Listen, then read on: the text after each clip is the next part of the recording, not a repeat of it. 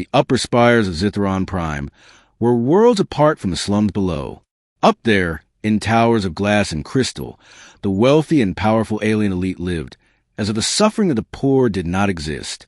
The janitors, cleaners, and maintenance crews who kept their shining halls spotless were invisible.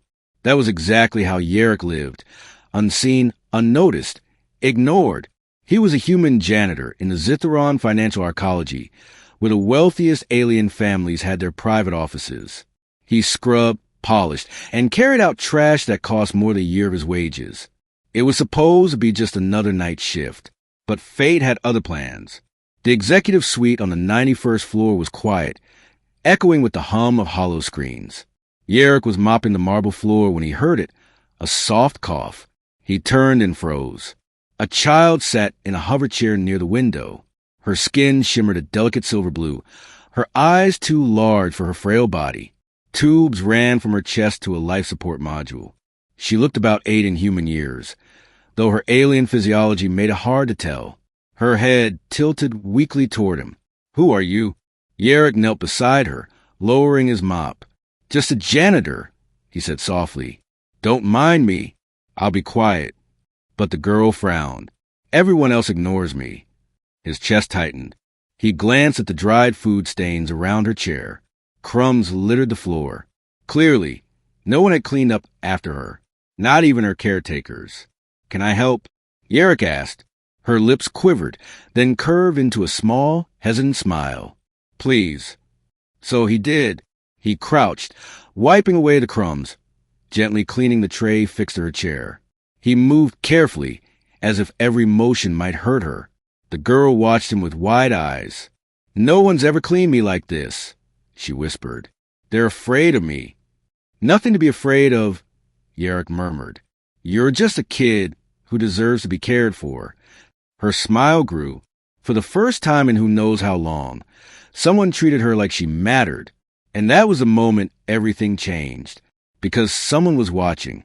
Behind a pane of polarized glass, Lady Serena Vera, the wealthiest Zithron billionaire on the planet, saw it all.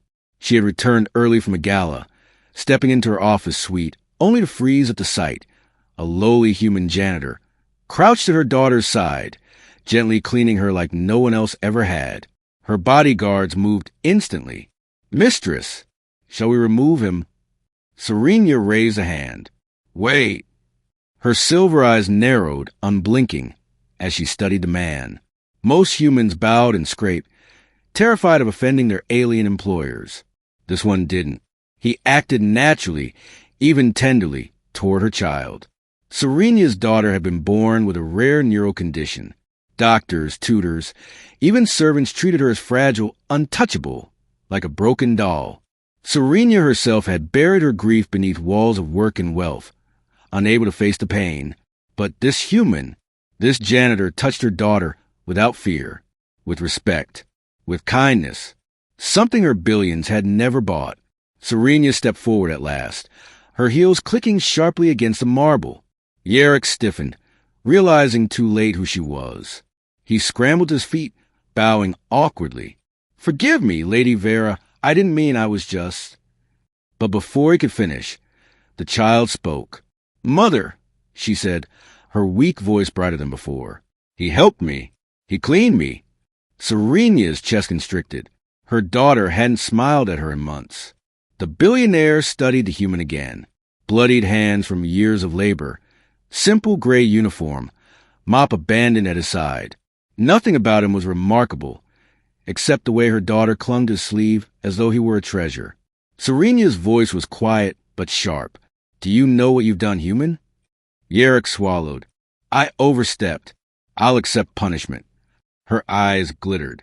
"No, you've done what an army of doctors, nurses, and caretakers have failed to do." She stepped closer. "You gave her dignity." Yerrick blinked, confused. Then, to the shock of her guards, Serena lowered herself to one knee beside her daughter. She touched the girl's cheek, then looked at Yerrick. "From this night forward, you are not just a janitor," she said. "You will be my daughter's attendant, her guardian, and you will be under my personal protection." The guards gaped. No human had ever been given such honor. Jarek's voice faltered. I don't understand. Why me? Serenia's gaze softened, though her tone remained regal. Because you looked at my child and saw not weakness, not inconvenience, but a person worth caring for. That makes you rarer than all my riches. The days that followed transformed everything. Jarek remained at the girl's side, tending to her, reading stories, cleaning her chair, and helping her eat with patience none of her nurses had shown. Slowly, her laughter returned. She clung to his hand when she slept. And Serenia? She began to watch. At first from a distance, then closer, drawn to the warmth that had returned to her daughter's eyes. She found herself speaking more with the human, testing him with questions, expecting arrogance or hidden motives. But there was nothing, only quiet honesty. One night, as Jarek tucked the child into bed, Serenia lingered by the door. Her voice was low. You risked punishment for touching her. You knew that, didn't you? Jarek nodded. Yes. Then why?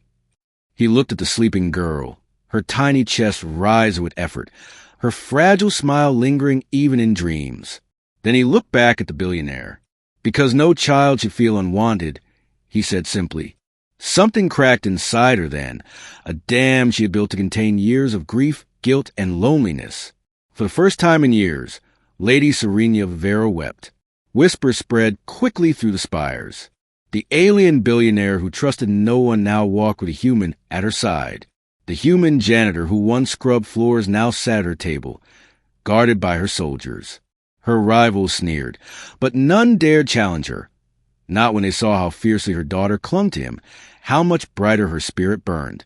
One rival sneered at a gala. How far you've fallen, Serenia, to let a janitor sully your halls. She only smiled, cool and deadly. No, how high I've risen, to finally see worth where none of you ever could. Late one night, after Jarek had soothed her daughter back to sleep during a coughing fit, Serenia stopped him in the corridor. You've done more for her than anyone, she said, her voice quiet, almost vulnerable. But you've done something else too. Jarek frowned. What's that?